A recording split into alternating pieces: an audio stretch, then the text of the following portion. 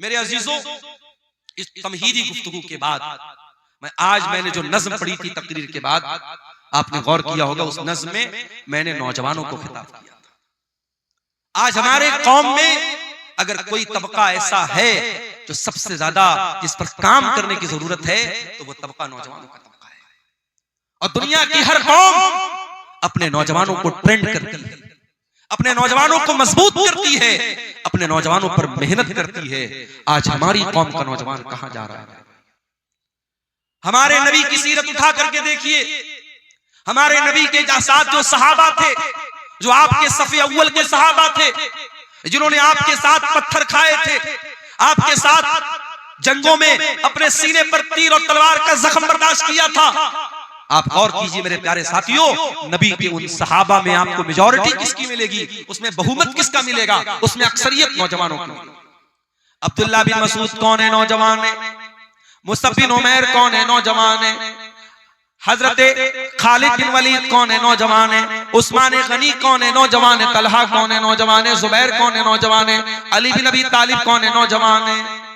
मेरे नबी के सहाबा में वो सहाबा जो मेरे नबी के बॉडीगार्ड बन करके चला करते थे, जिन्होंने मेरे नबी के साथ हर मुश्किल को बर्दाश्त किया है, उसमें मेरे प्यारे साथियों बढ़ चढ़ करके हिस्सा लेने वाले नौजवान सहाबा,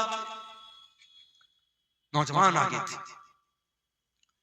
और यही वजह है कि कुरान करीम में अल्लाह ताला नौजवानों को हाईलाइट करके बयान करता है। परसों जुमा का दिन आने वाला है, हम और आप जुमा के दिन सूरह कहफ पढ़ते हैं। सूरह कहफ में अल्लाह ताला ने एक वाकया बयान किया, कि अल्लाह ताला के कुछ बंदों ने, एक मुशरिक बादशाह के दौर में वो रहते थे, जब बादशाह ने उनको मजबूर किया इस्लाम को छोड़ने के लिए, तौहीद को छोड़ने के लिए, तो उन अल्लाह के बंदों ने अपनी तौहीद को बचाने के लिए, अपने ईमान को बचाने के लिए अपने बाप का महल छोड़ दिया, अपने माँ बाप की हवेली को छोड़ दिया और एक गुफा में, एक पहाड़ के गार में जाकर के सो गए। और 309 साल तक अल्लाह ताला ने उनको जिंदा सही सलामत सुलाए रखा। 309 साल तक वो सोए रहे। अल्लाह ताला जब इस वाक़े को बयान करता है तो अल्लाह ताला एक बात को हाईलाइट करता है। अल्लाह क्या कहता है? इन्नहुम फित्यतुन आमनू बिरब्बिहिम वज़िदनाहुम हुदा। अपने ईमान को बचाने के लिए अपने माँ बाप को छोड़ने वाले, अपने माँ बाप का ऐशो आराम छोड़ने वाले, अपनी हवेलियों को छोड़ करके पहाड़ की गुफा में जाने वाले ये नौजवान थे। अल्लाह ने खास तौर से हाईलाइट करके बयान किया कि ये नौजवान थे। अल्लाह चाहता तो ऐसे ही डायरेक्ट जिक्र कर देता कि चंद लोग थे, मगर अल्लाह ताला ने फित्यतुन का लफ्ज इस्तेमाल किया। इससे ये पता चला कि अल्लाह ताला को नौजवानों का ईमान बहुत पसंद है।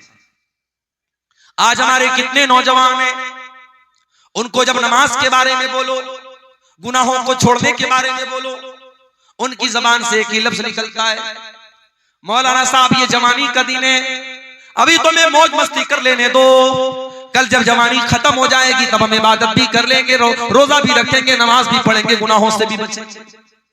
ओ मेरे प्यारे नौजवान साथियों, अज़रबैजान से एक फ्लाइट, एक हवाई जहाज उड़ता है, जिस हवाई जहाज के अंदर 72 मुसाफिर सफर कर रहे थे। हवाई जहाज के अंदर आग लग जाती है और हवा के अंदर वो हवाई जहाज जल कर राख हो जाता है और 72 के 72 लोग हवा में जल करके मर जाते हैं। ये भी आज की न्यूज आपको बता रहा हूं। क्या उन 72 लोगों में सारे बूढ़े लोग थे? क्या सारे 70-80 वाले लोग थे? उसमें 20 साल के नौजवान भी थे, उसमें 2 साल का बच्चा भी था, उसमें 25 साल की औरतें भी थी। मेरे प्यारे भाइयों, जब हवाई जहाज के अंदर आग लग जाती है, अंदर का वीडियो वायरल हुआ है, जाकर के इंटरनेट पर देख लेना। फ्लाइट के अंदर जितने लोग हैं वो मालिक को याद कर रहे हैं, वो मौला को याद कर रहे हैं, वो अपने रब को याद कर रहे हैं। हम नहीं जानते कौन सा एक्सीडेंट हमारे साथ हो जाए, हम नहीं जानते कब मौत हमारे सर पर आकर के हमारी मोहलत खत्म कर दे। मेरे प्यारे साथी, क्या आप इस बात की गारंटी लेके बैठे हैं कि आप बुढ़ापे तक जिंदा रहेंगे? क्यों अपनी जवानी को गलत कामों में गुजारते हैं? मेरे प्यारे साथियों, हमें और आपको डरना चाहिए। याद रखो मेरे प्यारे साथियों, जवानी में जितने जज्बे के साथ आप नमाज पढ़ लेंगे, जवानी में जितनी ताकत के साथ आप हज उम्रा कर लेंगे, जवानी में जितने जोश के साथ आप अल्लाह की राह में पैसा खर्च कर देंगे, अल्लाह के दीन के लिए आप मेहनत कर लेंगे, कल बुढ़ापे में आप नहीं कर पाएंगे। मैंने वहां मक्के में देखा, सफा मरवा के दरमियान सही कर रहे थे हम लोग।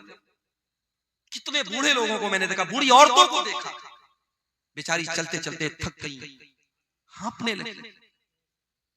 कितने मर्दों को मैंने देखा व्हील चेयर पर वो खाने काबा का तवाफ कोई कुर्सी पर लेकर के करा रहा है व्हील चेयर पे। वो इस लायक नहीं है कि वो खाने काबा के करीब जाकर के अल्लाह के घर के पास जाकर के अपनी बॉडी पर अपने शरीर पे चल के वो खाने काबा का तवाफ। जवानी होती है, लोग बोलते हैं हज कर लो, उमरा कर लो, लोग नहीं करते हैं। लोग टाल देते हैं कि चलो बुढ़ापे में कर लेंगे, लड़की की शादी के बाद कर लेंगे, मकान बनवाने के बाद कर लेंगे। मेरे प्यारे साथियों, इस बात की क्या गारंटी है कि कल लड़की की शादी के बाद आप जिंदा रहोगे या लड़की की शादी तक आप जिंदा रहोगे? अभी परसों बनारस में मैं सफर पे निकल चुका था, एक जगह में सफर में गया हुआ था। बनारस में एक मैयत हो गई हमारे अपने मोहल्ले की, और एक इमाम साहब का इंतकाल हो गया। मेरे ख्याल से 50-60 साल उनकी उम्र थी, बिल्कुल हट्टे कट्टे सेहतमंद थे। फजर की नमाज पढ़ने गए और फजर की नमाज पढ़ करके जब वापस घर पे आए हैं, फालिज का हमला हुआ है, ब्रेन हेमरेज हुआ है और हॉस्पिटल ले जाते जाते उन्होंने तब इस तरीके की अचानक मौतें यकीन कीजिए हर हफ्ते हमारे सामने आती हैं, हर महीने हमारे सामने आती है। लेकिन हम बड़े गाफिल लोग हैं। किसी मदरसे में, किसी स्कूल में इम्तिहान का टाइम करीब आता है, जो बच्चा साल में कभी पढ़ाई नहीं करता है, अगर उसको पास होना है, अगर उसको अगली क्लास में जाना है, तो वो नादान बच्चा भी सोचता नहीं यार साल भर नहीं पढ़ा, चलो कोई बात नहीं, इम्तिहान आ गया, एग्जाम आ गया, अब तो थोड़ी पढ़ाई कर लूं। वो मेहनत करता है, पढ़ाई करता है, उसको मालूम है अगर अब मैंने मेहनत नहीं की तो मैं पास नहीं हो पाऊंगा। मेरे प्यारे साथियों, क्या हमारा और आपका इम्तिहान करीब नहीं है? क्या हम अपनी मौत से करीब नहीं है? हम नहीं जानते हमारा वो इम्तिहान कब शुरू हो जाएगा, मौत कब आ जाएगी, हम नहीं जानते। हम कितने नादान हैं, हमको मालूम है हमारा इम्तिहान कभी भी लिया जा सकता है और हम कोई तैयारी नहीं कर रहे हैं। इसीलिए अल्लाह कुरान में कहता है इक़्तरबा लिन्नासि हिसाबुहुम व हुम फी गफलतिन मुरिदून। ओ लोगों, तुम्हारे हिसाब का टाइम करीब आ चुका है, फिर भी तुम गफलत की नींद सो रहे हो। याद रखो मेरे भाइयों, 70 साल की उम्र में आप नमाजी बन भी जाएंगे, लेकिन 20 साल की उम्र में जो सजदा आप करेंगे, अल्लाह ताला को ये सजदा जितना महबूब है, 70 साल वाला सजदा अल्लाह को उतना महबूब नहीं। 70 साल में कोई सुधर गया, 60 साल में कोई नेक बन गया, हम उसका मजाक नहीं उड़ा रहे, हम उस पर तंज नहीं कर रहे। कोई 60 साल की उम्र में अगर नमाज पढ़ रहा है बहुत अच्छी बात है, लेकिन तौबा करने का, अल्लाह की तरफ पलटने का, अल्लाह के दीन की तरफ आने का बेहतरीन टाइम जवानी का टाइम है। मेरे प्यारे साथियों, अपनी जवानी में तौबा करो, अपनी जवानी में अल्लाह के प्यारे नबी फरमाते हैं ला तज़ूलु क़दमा इब्ने आदम मिन इंद रब्बिही यौमल क़ियामा। क़यामत के दिन इंसान अपनी जगह से हिल नहीं पाएगा जब तक वो 5 सवालों का जवाब न दे दे। इन 5 सवालों का जवाब अब्दुल गफ्फार साहब को भी देना पड़ेगा, इन 5 सवालों का जवाब हुसैन सलफी साहब को भी देना पड़ेगा, हमारे नाज़िम इजलास साहब को भी देना पड़ेगा, उस्मान मुखिया साहब को भी देना पड़ेगा, पढ़े लिखे को भी देना पड़ेगा, अनपढ़ को भी देना पड़ेगा, दौलतमंद को भी देना पड़ेगा, गरीब को भी देना पड़ेगा, सीमांचल के लोगों को भी देना पड़ेगा, नॉर्थ इंडिया के लोगों को, साउथ इंडिया के लोगों को, सारे बंदों को, सारे इंसानों को देना पड़ेगा। ला तज़ूलु क़दमा इब्ने आदम, जो आदम का बेटा है, जो इंसान है, जो मर्द है, जो औरत है, हर इंसान को, हर मर्द औरत को 5 सवालों का जवाब देना है। अल्लाह, दुनिया का कौन सा एग्जामिनर है जो एग्जाम के पहले आपको पेपर आउट कर दे? पेपर आउट हो जाए तो एग्जाम कैंसिल हो जाता है। उस मालिक का करम देखो, उस रब्बुल आलमीन की रहमत देखो, उसने कयामत के दिन का पर्चा आउट कर दिया। जा मेरे बंदे, तू तैयारी कर, 5 सवाल का जवाब सबको देना, हिल नहीं सकते। पहला सवाल होगा अन उम्रिही फीमा अफना। ऐ इंसान, तूने अपनी जिंदगी को कहां गुजारा?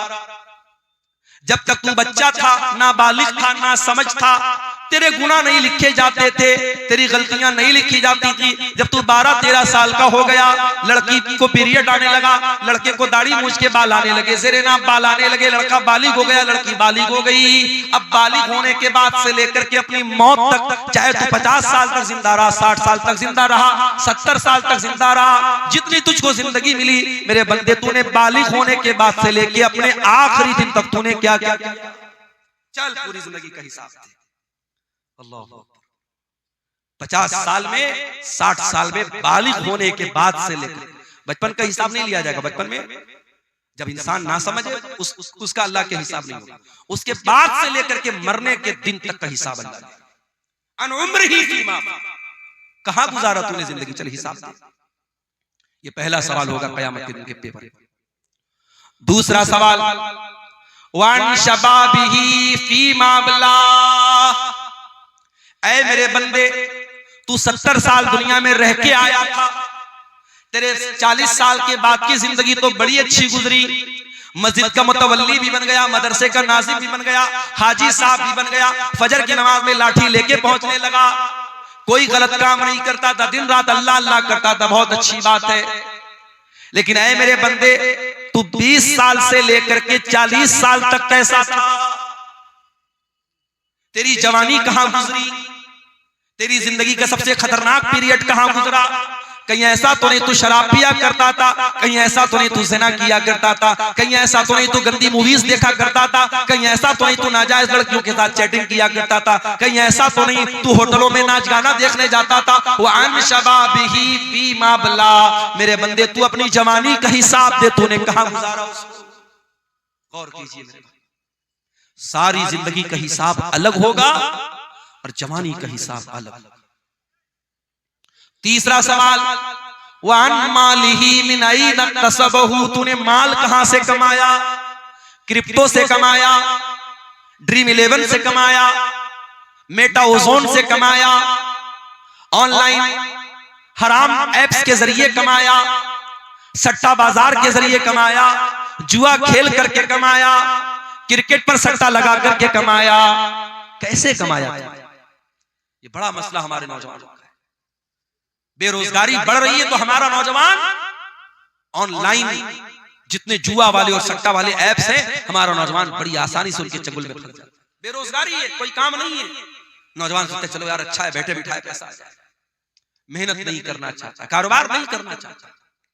मेरे भाइयों, आज मुसलमान अगर बिजनेस में पीछे है तो अपनी करतूत से पीछे।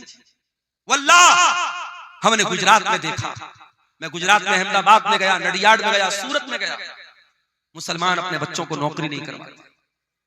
व्यापारी का बेटा व्यापारी, मारवाड़ी का बेटा मारवाड़ी, मुसलमान वहां अपने बच्चे को व्यापारी बनाता है, चाहे वो छोटी सी दुकान खोल के बैठा है मगर कारोबार कर रहा है, उसका माइंड कारोबारी है। आज इस मुल्क में हमें और आपको अगर अपने वजूद को बचाना है, हमें बिजनेस और कारोबार में भी आगे बढ़ना है। और मैं ये बात इसलिए कर रहा हूं क्योंकि अगर हमने अपने आप को बिजनेस में आगे नहीं बढ़ाया, आगे आने वाले दिनों में बड़ी कठिनाइयां हैं। इन मदरसों, इन मस्जिदों और हमारे दीन की बुनियादों पर जो दिन रात हमले हो रहे हैं, इन हमलों से अपना डिफेंस करने के लिए भी हमें पैसे की जरूरत पड़ती है। आज हम जानते हैं सुप्रीम कोर्ट और हाई कोर्ट में वकीलों की फीस कितनी महंगी होती है। अभी हमारे उत्तर प्रदेश में मदरसों का केस चल रहा था, हाई कोर्ट का फैसला आ गया कि सारे मदरसे जो है गलत है, बंद कर दिया जाए, और 10,000 से ज्यादा जो टीचर थे उनकी नौकरी खतरे में पड़ गई। तो वहां मदरसों की जो एसोसिएशन है उसने इस मामले को सुप्रीम कोर्ट में उठाया और सुप्रीम कोर्ट में बड़ी महंगी वहां के वकीलों की एक सुनवाई की जो फीस होती थी 50-50 लाख रुपए होती थी, वो फीस उन्होंने पेमेंट किया और उसके बाद केस को लड़ा और जज साहब के सामने पूरे मामले को रखा और अल्हम्दुलिल्लाह सुप्रीम कोर्ट का जजमेंट आ गया कि नहीं, इतने सैकड़ों सालों से ये मदरसे चल रहे हैं, इन मदरसों को बंद नहीं किया जा सकता। सुप्रीम कोर्ट ने जजमेंट दे दिया, फैसला दे दिया। मेरे प्यारे साथियों, आज अगर कोई बेकसूर है और उसके खिलाफ कोई केस हो गया है, केस को लड़ने के लिए भी पैसे की जरूरत है, मस्जिदों को बनाने के लिए पैसे की जरूरत है, कब्रिस्तान और वक्फ की जमीन को बचाने के लिए आपको फंड की जरूरत पड़ेगी। और फंड कहां से आएगा? जब आप बिजनेस में आगे नहीं बढ़ेंगे, जब कारोबार में आगे। इसलिए हराम तरीके मत अपनाओ। कयामत के दिन तीसरा सवाल किया जाएगा, तुमने माल कहां से कमाया। चौथा सवाल, वफीमान फकहू, तुमने माल कहां पर खर्च किया था। हैप्पी न्यू ईयर मनाने के लिए किसी होटल का टिकट तो नहीं खरीदा था, नए साल के जश्न के मौके पर शराब में तो नहीं लुटाया था, सर्दी के मौसम में किसी पिकनिक स्पॉट पे जाके दोस्तों के साथ रंगरलियां मनाने तो नहीं चला गया था। आजकल लोग कश्मीर बहुत जा रहे हैं, हमारे इंस्टाग्राम पर मैंने देखा बड़ी रील्स आ रही है, लोग कश्मीर में जा रहे हैं, मियां बीवी जा रहे हैं और वहां जाके जो है बर्फ के ऊपर दिल बना रहे हैं कि साहब हम अपनी बीवी से बड़ी मोहब्बत करते हैं। अरे बीवी से मोहब्बत करते हो तो वहां कश्मीर में जाके बर्फ बनाने से थोड़ी साबित होगा। बीवी का हक अदा करो, बीवी का ख्याल रखो। कश्मीर जाने के लिए लोगों के पास ठंडा नहीं है और अपने घर में लेटे हैं और अस्सलातु खैरुम मिनन नौम की आवाज आ रही है तो ये सर्दी में रजाई के अंदर दुबक करके लेटा हुआ है और फजर में नहीं जाता है। पूछो क्यों नहीं जाता है? कहते मौलवी साहब बड़ा ठंडा है, बहुत ठंडा है, बहुत सर्दी है। अपने बिस्तर को छोड़ करके तू 10 कदम दूर मस्जिद में नहीं जा सकता, तेरे लिए बहुत ठंडा है। और इसी दिसंबर के कड़कड़ाते हुए सर्दी और ठंडे में कश्मीर चला जाता है दोस्तों के साथ और मनाली और कुल्लू चला जाता है अपनी फैमिली के साथ। मेरे प्यारे साथियों, इससे पता ये चलता है कि तेरे दिल में अल्लाह की मोहब्बत कितनी है, तेरे दिल में ईमान की मोहब्बत कितनी है। चौथा सवाल ये होगा, पैसा कहां खर्च? ये मत सोचो पैसा हमारे बाप का है, पैसा हमने कमाया है, हमारी मर्जी हम जहां चाहे खर्च करें। नहीं, पैसा कहां से आया इसका भी हिसाब देना पड़ेगा। पैसा कहां खर्च किया इसका भी हिसाब देना पड़ेगा। ये जो हराम जगहों पर पैसा लुटाते हो, हिसाब देना पड़ेगा। शायर आ रहा है, शायरी पढ़ रहा है। अभी एक वीडियो मैंने देखा, शायर उल्टी सीधी शायरी पढ़ रहा है, लोग नोटों की बारिश कर रहे हैं। कई जगहों पर अहले हदीसों के जलसों में, प्रोग्रामों में शुअरा जो पढ़ रहे हैं, शायरी पढ़, उन पर नोट बरसाए जा रहे हैं। माफ कीजिएगा, ये मुनासिब तरीका नहीं है। ठीक है, आप शायर को हौसला अफजाई के तौर पे कोई रकम देते, उस पर एतराज नहीं है, मगर नोटों की बारिश करना, नोट बरसाना, एक एक नोट इस तरीके से उसके ऊपर लुटाना, ये गलत तरीका है, ये हराम तरीका है। यूं उत्तर प्रदेश के अंदर एक शादी में मुसलमान लड़के ने अपनी बारात के मौके पर, अपनी शादी के मौके पर 20 लाख रुपया हवा में लहरा दिया। 20 लाख रुपया नोटों की गड्डी को हवा में लहरा दिया। साहब मैं बहुत खुश हूं आज मेरी शादी। मेरठ के अंदर, उत्तर प्रदेश में मेरठ एक जगह है, मेरठ में मुसलमान की शादी हुई और लड़के को ससुराल से लड़के को ससुराल से 2.5 करोड़ रुपए की रकम मिली और मौलाना साहब जो निकाह पढ़ाने आए तो उनको 11 लाख रुपए कैश। हमारे यहाँ जब ये न्यूज आई तो हमारे बहुत सारे मदरसे के टीचरों ने कहा कि चलो अब वही मेरठ में चल के हम लोग निकाह पढ़ाते हैं। 11 लाख रुपए निकाह का मिला है। तो मुसलमान पैसा लुटा रहा है भाई। आज आप जाके देख ले, जितने खाने पीने की दुकानें हैं वहां गैर मुस्लिमों की भीड़ आपको नहीं मिलेगी, मुसलमानों की। ये कबाब की दुकानें, ये बिरयानी की दुकानें, ये चटर पटर सामानों की दुकानें कौन मिलेगा? मुसलमान मिलेगा। अभी मैं कटिहार स्टेशन के बाहर देखा, कोई चाय वाला था, चाय की दुकान पे वो चाय बेच रहा है, हांडी वाली चाय, बड़ी मशहूर चाय भाई। उसकी चाय पीने ज्यादा नौजवान मुसलमान जा रहे हैं और चाय भी पी रहे, साथ में सिगरेट का धुआं भी उड़ा रहे हैं। दौलत अल्लाह की बहुत बड़ी नेमत है। इस दौलत का हिसाब देना पड़ेगा आपको। कहां खर्च किया आपने, कहां से आई ये दौलत, अल्लाह को हिसाब देना पड़ेगा। 5वां सवाल किया जाएगा, व माज़ा अमिल फीमा अलिमा, तूने जो इल्म हासिल किया। हर साल तेरे मदरसे का जलसा होता था, तू परिवार के साथ जलसे में जाता था, औरत भी जाती थी, मर्द भी जाता था। कभी बनारस से कोई आलिम आया, कभी दिल्ली से आया, कभी कलकत्ता से आया, कभी इटावा से आया। तूने उलमा के बयानात को सुना। व माज़ा अमिल फीमा अलिमा, तूने उस इल्म के ऊपर अमल कितना किया? अमल कुछ नहीं किया, अमल कुछ नहीं किया। पिछले साल भी जो बेनमाजी, इस साल भी बेनमाजी। पिछले साल भी जो सूद खाता था, इस साल भी सूद खा रहा है। पिछले साल जो जुआ खेलता था, इस साल भी जुआ खेल रहा है। पिछले साल जो ज़िना में मुलव्विस था, इस साल भी ज़िना में मुलव्विस है। मेरे प्यारे साथियों, अगर इतनी तकरीरों और जलसों के बावजूद अगर हम अमल नहीं करते हैं, माफ कीजिए, ये एनर्जी, ये पैसा, ये सरमाया, ये कैपिटल जो लग रहा है इन जलसों पर, इन तकरीरों में, सब बर्बाद ना हो जाए, कहीं क़यामत के दिन हमारे लिए मुसीबत न बन जाए। क्योंकि अल्लाह पूछेगा, व माज़ा अमिल फीमा अलिमा, तूने जो इल्म हासिल किया उस इल्म के ऊपर तूने अमल किया। मई जून का महीना आता है, हमसे गर्मी बर्दाश्त नहीं होती। जिसके घर में अल्लाह ताला ने ताकत दी वो एसी लगवाता है, जिसके घर में इस्तिताअत एसी की नहीं वो कूलर लगवाता है, जिसके घर में कूलर नहीं कम से कम पंखा चल रहा है। हमसे गर्मी बर्दाश्त नहीं होती, हम ट्रेन का सफर करते हैं, हम कोशिश करते हैं एसी में सफर करें, गर्मी के मौसम में हम स्लीपर में सफर नहीं कर सकते। मेरे प्यारे साथियों, कभी आपने सोचा और गौर किया कि कब्र की उस 2 गज जमीन के अंदर जब आप जाएंगे, वहां कौन आपको एसी देगा, वहां कौन आपको कूलर देगा, वहां कौन आपको पंखा देगा? अल्लाह के नबी फरमाते हैं, अगर मरने वाले का अमल ठीक नहीं है, उसका अकीदा ठीक नहीं है, उसकी कब्र को उसके ऊपर तंग कर दिया जाएगा, उसकी कब्र को टाइट कर दिया जाएगा, इतना टाइट कर दिया जाएगा उसके बदन की पसलियां एक दूसरे के साथ मिल जाएंगी और बहुत ही खतरनाक किस्म का फरिश्ता आएगा और ऐसी शक्ल में आएगा, बड़ी हैबतनाक शक्ल में आएगा और हथौड़े से उसके सर पे मारेगा और वो चिल्लाएगा। वो मरने वाला जो कब्र में है वो चिल्लाएगा और उसके चिल्लाने की आवाज को इंसान और जिन्नात के अलावा सारी मखलूकात सुनेंगी, सारे जानवर सुनेंगे। वहां उस कब्र के अजाब से बचने की मेरे भाइयों हमने क्या किया? कयामत के दिन जब सूरज 1 मील की दूरी पर होगा, गर्मी से लोग बेहाल होंगे, पसीने में डूबे हुए होंगे। अल्लाह के नबी फरमाते हैं सबअतुन युज़िल्लुहुमुल्लाहु फी ज़िल्लिही यौमा ला ज़िल्ला इल्ला ज़िल्लुहु। कयामत के दिन 7 लोग ऐसे होंगे जिनको अल्लाह ताला अपने अर्श का साया देगा और जिसको अल्लाह ताला अर्श का साया दे देगा उसको एसी की जरूरत नहीं पड़ेगी, उसको कूलर की जरूरत नहीं पड़ेगी, उसको गर्मी ही नहीं लगेगी, उसको पसीना ही नहीं बहेगा। समझो अल्लाह ताला अपनी स्पेशल एसी दे देगा कयामत के दिन। किसको? 7 लोग। नंबर 1 अल इमामुल आदिल, अदल इंसाफ करने वाला इमाम। इमाम किसको बोलते हैं? मस्जिद में नमाज पढ़ाने वाला इमाम यहां मुराद नहीं है। इमाम से मुराद वो इंसान है जिसके हाथों में लोगों की बागडोर हो, जो अपने इलाके का सरपंच हो, अपने इलाके का सरदार हो, अपने शहर का जिम्मेदार हो, अपने रियाया का बादशाह हो, अपने इलाके का वजीर हो, जिसके हाथ में हुकूमत हो, प्रशासन हो, एडमिनिस्ट्रेशन हो, उसको अल्लाह के नबी ने इमाम कहा है। और इमाम की पहचान ये होनी चाहिए, वो इमाम आदिल, जिसके हाथ में हुकूमत हो, वो किसी के साथ अन्याय न करे, अत्याचार न करे, जुल्म न करे। अगर हुकूमत है और अत्याचारी है, वो जालिम है, अल्लाह के उसकी बड़ी सख्त पकड़। नंबर 2 वशाफुन नशाफी इबादतिल्लाह, और अल्लाह ताला कयामत के दिन अपने अर्श का साया उस इंसान को देगा, उस नौजवान को देगा जिसकी जवानी अल्लाह की इबादत में गुजरी हो।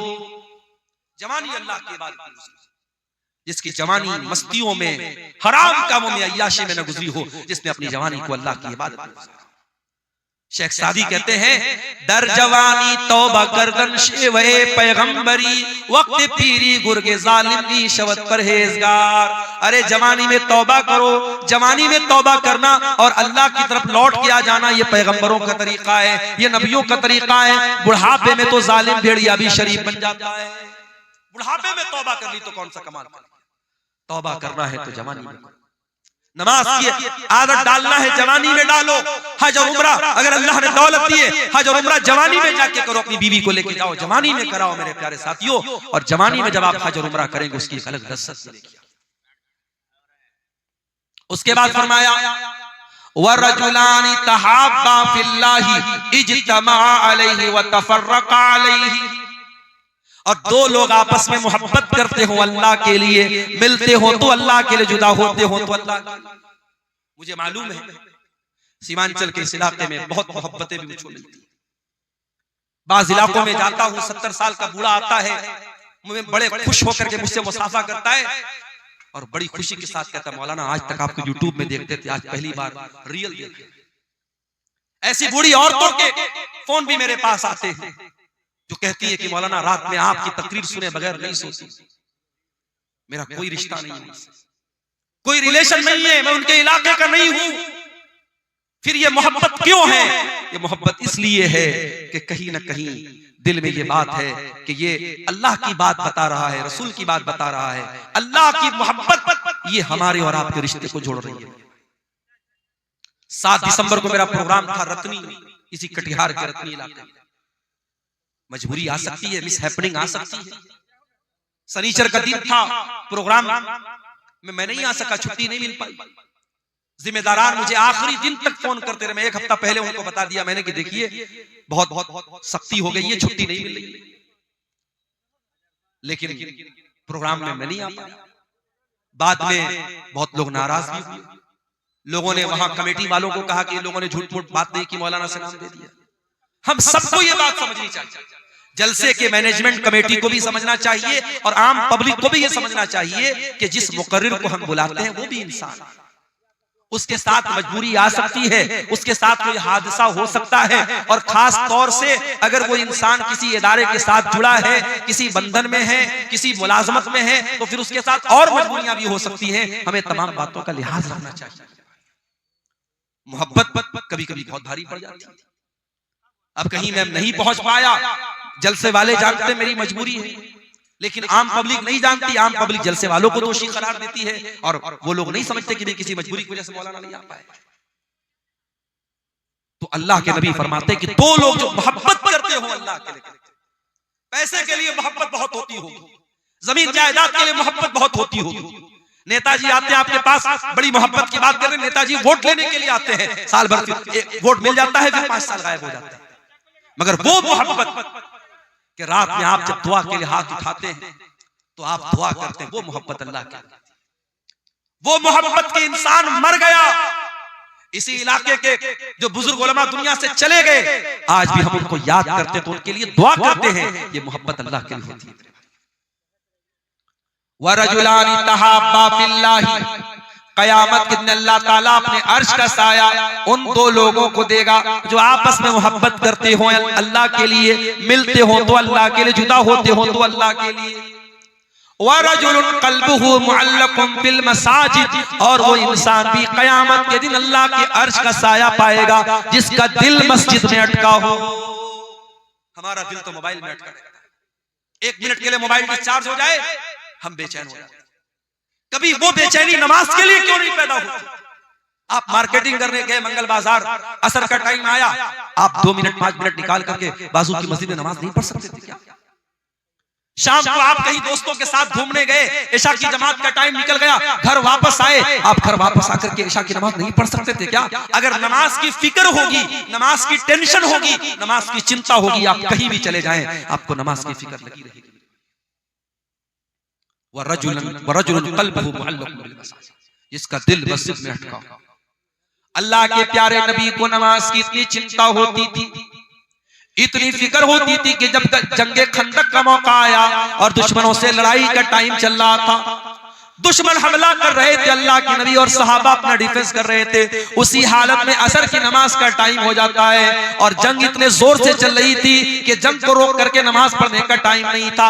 यहां तक कि सूरज गुरूब हो गया और मगरिब का टाइम आ गया और असर की नमाज कज़ा हो गई। अल्लाह के प्यारे नबी किसी पर बद्दुआ नहीं करते थे, किसी के बारे में बुरा भला नहीं बोलते थे, लेकिन जब उन लोगों की वजह से आपकी असर की नमाज कज़ा हो गई, आपने बड़े गुस्से में बद्दुआ दी और आपने फरमाया मला अल्लाहु बुयूतहुम व क़ुबूरहुम नारा, अल्लाह उनके घरों को जहन्नम की आग से भर दे, अल्लाह उनकी कब्रों को आग से भर दे। शगलूना अन सलातिल वुस्ता, उनकी वजह से हमारी फजर की नमाज चली गई, माफ कीजिएगा असर की नमाज, उनकी वजह से हमारी असर की नमाज। नबी की एक नमाज छूटी है, छूटी भी नहीं कज़ा हुई है, नबी को इतनी तकलीफ पहुंची कि नबी ने बद्दुआ की है। मेरे प्यारे साथियों, कभी गौर करना, रात भर जलसा सुनने के बाद अगर जानबूझ करके हम फजर की नमाज नहीं पढ़ते और इसको मामूल बना के रखा है हमने, हम अल्लाह को क्या जवाब देंगे? अल्लाह के नबी फरमाते हैं कयामत के दिन अल्लाह तबारक व तआला अपने अर्श का साया उस इंसान को देगा जिसका दिल मस्जिद में अटका हो। और कभी कभी मस्जिद में जाया करो तो ये मत सोचा करो मस्जिद में झाड़ू लगाना ये मस्जिद के मुअज्जिन का काम, उसको हकीर मत समझो। अरे मौका मिले तो मस्जिद की लैट्रीन को खुद साफ कर दो, मस्जिद के फर्श को खुद साफ कर दो।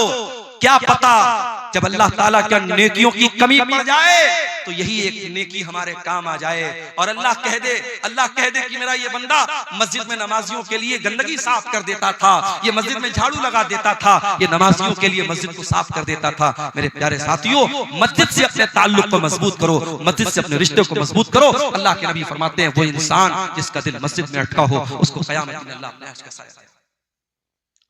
नंबर 6,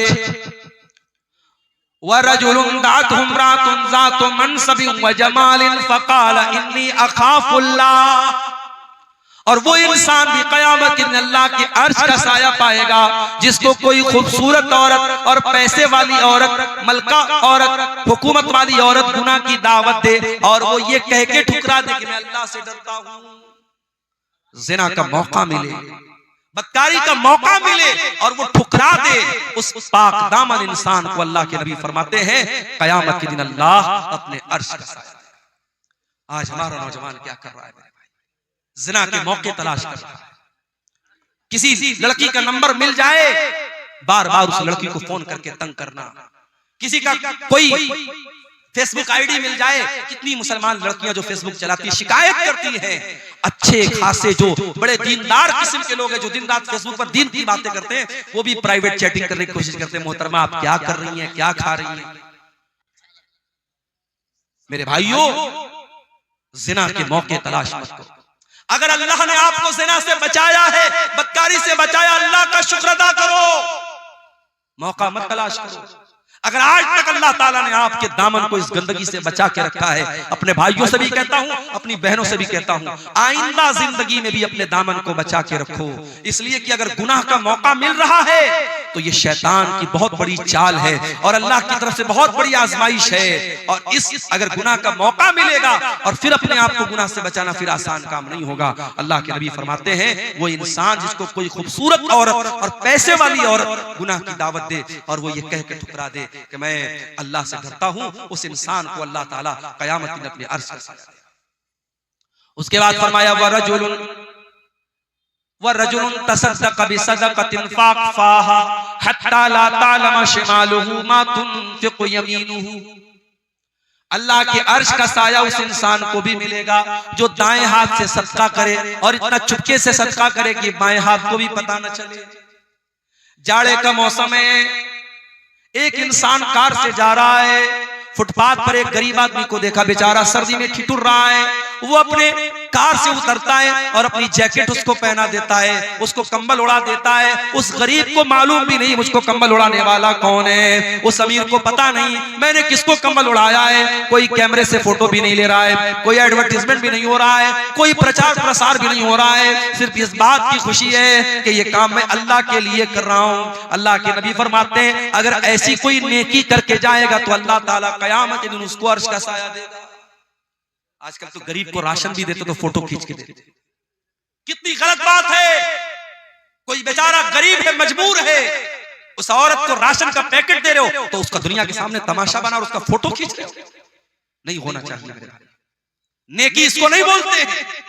नेकी तो ऐसी होती है, नेकी कर दरिया में डाल, नेकी करके भूल जाओ मैंने किसके साथ नेकी की।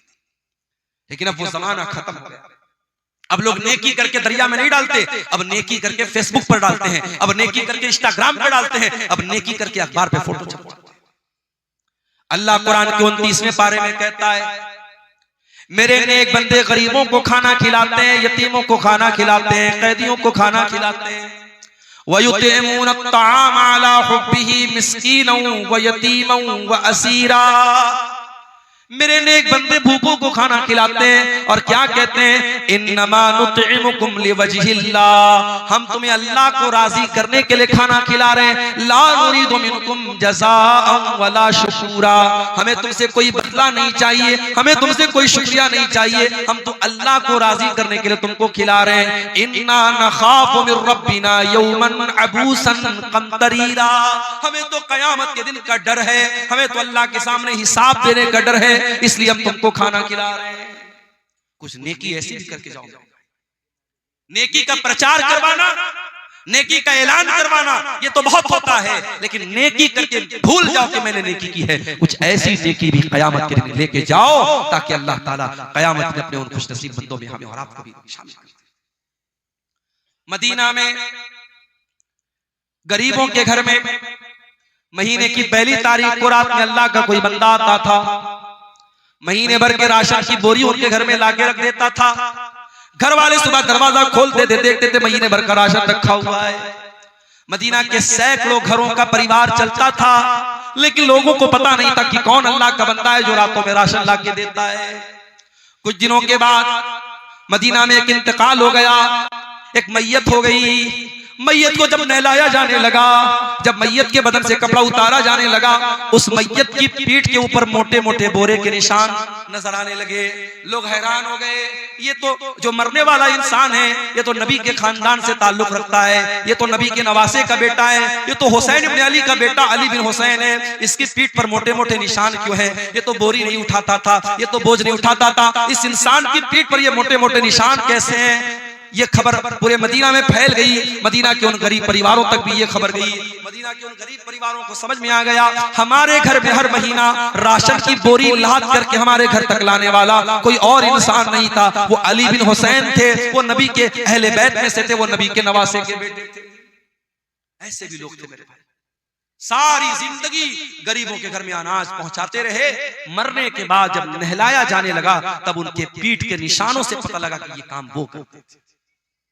हम और आप तो रियाकार हो गए मेरे भाई, दिखावे की दुनिया आ गई, हर चीज में शो ऑफ आ गया, हर चीज सोशल मीडिया पे हम डालने लगे। हज करने जा रहे हैं, मेरी बीवी कहने लगी, जब मैं उम्रा करने गया, बीवी कहने लगी कि हम लोग भी जो है जब तवाफ करेंगे तो आप अपना हाथ खाने काबा पे रखिएगा और मैं भी अपना हाथ रखूंगी और दोनों लोग फोटो लेंगे। मैंने कहा ये चोंचलेबाजी मुझको पसंद नहीं।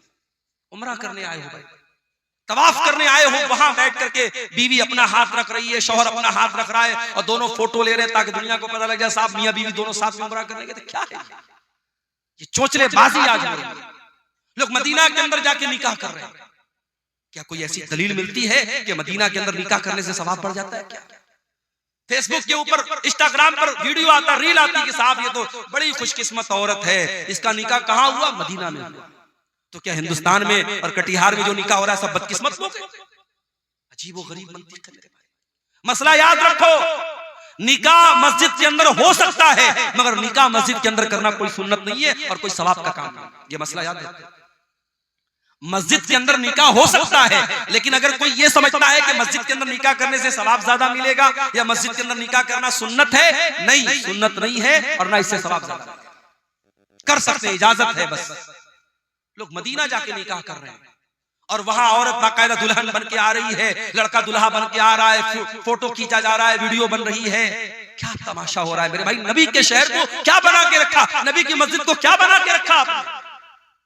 हर चीज में शो ऑफ। और अब तो ऐसी वीडियो भी आने लगी कि दादा मर गए हैं, दादा का इंतकाल हो गया है, दादा की नाक में रुई डाली गई है, मैयत है, उनका जनाजा पड़ा हुआ है और पोता जो है वो सेल्फी ले रहा है, वीडियो साथ ले रहा है कि I am with my grandpa, मैं अपने दादा के साथ। क्या मतलब है भाई? मुर्दे को तो बख्श दो अल्लाह के वास्ते, जिंदों के साथ बहुत सेल्फी ले लिया। अब्दुल गफ्फार साहब आए, स्टेज पर आने लगे, मौलाना साहब एक सेल्फी दे दीजिए, मौलाना साहब एक सेल्फी आपके साथ देना चाहता हूं। भाई उलमा के साथ आपको सेल्फी लेने का शौक है, उलमा की बातों पर अमल का शौक है? सेल्फी लेने का शौक अगर सिर्फ इसलिए है ताकि दोस्तों को बता सकूं फला आलिम के साथ मैंने सेल्फी लिया था, फला मौलाना साहब के साथ मैंने फोटो लिया था, सिर्फ अगर अपना शो ऑफ करना है, अपनी वाहवाही करना है, तो मेरे भाइयों बहुत गड़बड़ है ये चीज। हाँ, अगर आपको किसी आलिम से मोहब्बत है, उसकी तकरीरों को आप सुनते हैं और फिर उसकी बातों पर अमल भी करते हैं और फिर वो आलिम आपके इलाके में आता है और आपने कहा मौलाना आपसे बड़ी मोहब्बत करता हूँ, एक फोटो दे दीजिए, तो ठीक है, मौलाना लोग भी आपका दिल नहीं तोड़ेंगे, वो आपके साथ सेल्फी ले लेंगे, मगर सिर्फ सेल्फी लेने का मकसद वाहवाही करना है तो ये गलत है। शो ऑफ मत कीजिए। हमारा दीन शो ऑफ वाला दीन नहीं है, हमारा दीन बड़ा सिंपल, बड़ा सादा। अल्लाह के नबी फरमा रहे हैं, दाहिने हाथ ने सदका किया, बाएं हाथ को भी पता नहीं चला। इतना चुपके से सदका किया, इतना चुपके से दान दिया, इतना चुपके से खैरात किया, दाहिने हाथ का सदका बाएं हाथ को पता नहीं चला। कुछ ऐसा दान भी यहां दीजिए मदरसों में कि जो आपको मालूम है और अल्लाह को मालूम। बड़ी बड़ी रकम लोग दे देते हैं, मालूम नहीं। हमारे बनारस में एक मस्जिद बन रही थी, 1 करोड़ रुपया मस्जिद के बनने पर खर्च हुआ और 10-10 लाख रुपया ऐसे लोगों ने चंदा दिया कि पता भी नहीं चला कि वो चंदा किसकी तरफ से आया। औरतों की तरफ से सोने के जेवरात आए, मालूम भी नहीं हुआ कौन सी औरत ने दिया था। तो कुछ ऐसे काम भी करके जाइए कि दाएं हाथ का सदका बाएं हाथ को पता न चले। और आखिरी बात जो इस हदीस में बयान की गई, अल्लाह के नबी फरमाते हैं, व रजुलुन ज़करल्लाह खालियन फफ़ाज़त ऐना, क़यामत के दिन अल्लाह के अर्श का साया उस इंसान को भी मिलेगा जो तन्हाई में अल्लाह को याद करे और उसकी आंखों से आंसू बहे। मेरे भाइयों, अगर आपका दिल कुरान सुन करके भी नहीं रोता है, आपकी आंखों से कब्रिस्तान की कब्र देख करके भी आंसू नहीं निकलते हैं। इसका मतलब कि दिल की जमीन बंजर हो चुकी है, दिल के अंदर से ईमान खत्म। कभी कभी रात के सन्नाटे में अपने कमरे में बैठ करके अल्लाह को याद करो। मेरे प्यारे भाइयों, अपने माजी में किए गए गुनाहों को हम याद करें, अपनी गलतियों को याद करें और मालिक की रहमत को याद करें। मालिक के सामने आंसू बहा लें, मालिक के सामने रो लें, मालिक के सामने गिड़गिड़ा लें, मालिक से तौबा कर लें। अल्लाह की कसम, ये चंद आंसू हमारी मगफरत के लिए काफी हो जाएंगे। अल्लाह के प्यारे नबी फरमाते हैं, ऐना नीला तमस्सु मन्नार, दो आंखें ऐसी हैं जो जहन्नम के अंदर नहीं जा सकती हैं। ऐनुन बात तारुसु फी सबीलिल्लाह, एक वो आंख है जो अल्लाह की राह में चौकीदारी कर रही है, जो अल्लाह की राह में बॉर्डर पर दुश्मनों से अपने देश की हिफाजत कर रही है, अपनी सरहद की हिफाजत कर रही है। व ऐनुन बकत मिन खशियतिल्लाह, और वो एक आंख जो अल्लाह के खौफ से, जिस आंख से आंसू बहता है, आंख भी जहन्नम की आग में नहीं जाएगी। इन आंखों से अगर अल्लाह के खौफ से चंद आंसू बह पड़े मेरे भाइयों, तो ये आंसू हमारी जहन्नम की आग को बुझाने के लिए इंशाअल्लाह काफी हो जाएंगे। और ये भी याद रखो, सर्दी जब बहुत ज्यादा होती है ना, तो हम घरों से नहीं निकलते। अभी तो सर्दी नॉर्मल है, लेकिन जनवरी में हो सकता है सर्दी ज्यादा पड़ेगी। जब सर्दी ज्यादा पड़ती है तो कोहरा बहुत ज्यादा हो जाता है, लोग अपने घर से नहीं निकलते। आपको मालूम है, सर्दी का ज्यादा होना भी जहन्नम के अजाब की एक निशानी है। अल्लाह के नबी फरमाते हैं, जहन्नम साल में 2 मरतबा सांस लेती है। जो गर्मी पड़ती है, सख्त गर्मी, जो मई जून की गर्मी पड़ती है, वो जहन्नम के सांस लेने की वजह से पड़ती है। और जो कड़ाके की सर्दी पड़ती है, वो जहन्नम के सांस लेने की वजह से पड़ती है। ये सही बुखारी और सही मुस्लिम की सही है। तो मेरे अजीजों, मेरे नौजवान साथी, अपनी जिंदगी का मकसद अल्लाह को राजी करना बनाओ। दुनिया वालों के चक्कर में मत पड़ो। दुनिया वालों को खुश करने के लिए कोई काम करोगे, आज लोग खुश होंगे, कल गाली देंगे। दुनिया वालों की मोहब्बत कब बदल जाएगी नहीं मालूम। अल्लाह की मोहब्बत अगर हासिल हो गई मेरे प्यारे साथियों, तो इंशाअल्लाह वो कभी नहीं मिटेगी। अल्लाह को राजी कर लो। अल्लाह के नबी फरमाते हैं, जो लोगों को नाराज करके अल्लाह को राजी करेगा, अल्लाह उसके लिए काफी हो जाएगा। और जो अल्लाह को नाराज करके लोगों को खुश करेगा, अल्लाह उसे लोगों के हवाले कर देगा। फिर अल्लाह अपनी नजर करम उसकी तरफ नहीं करेगा। मेरे नौजवान साथियों, अपनी जवानी की अहमियत को समझो और जवानी में तौबा करो और जवानी को गुनाहों से दूर करो। ये जितने गलत काम आज हो रहे हैं हमारे नौजवानों के अंदर, इन्हें देखकर वाकई में अफसोस होता है, तकलीफ होती है कि आज इस उम्मत का नौजवान कहां जा रहा है। जब सुबह हम 4 बजे रोड पर निकलते हैं, गैर मुस्लिम नौजवान हाईवे पर कसरत कर रहे हैं। कोई पुलिस की में जाने की तैयारी कर रहा है, कोई आर्मी में जाने की तैयारी कर रहा है, अपने दुनिया की नौकरी के लिए और दुनिया के मकसद के लिए। एक गैर मुस्लिम नौजवान सुबह 4 बजे उठ करके सड़क पर, वो भी टी-शर्ट पहन करके, लोअर पहन करके वो कसरत कर रहा है। और हमारा मुसलमान नौजवान रात में सिगरेट पी करके और जुआ खेल करके और शराब पी करके पड़ा हुआ है बिस्तर के ऊपर और फजर की नमाज में गायब है। मेरे प्यारे साथियों, ये सूरत हाल बड़ी तकलीफ दे है, ये सूरत हाल बड़ी तकलीफ दे है। आज उम्मत के नौजवानों को आगे बढ़ने की जरूरत है। हमारी तारीख बड़े रोशन नौजवानों से भरी पड़ी है।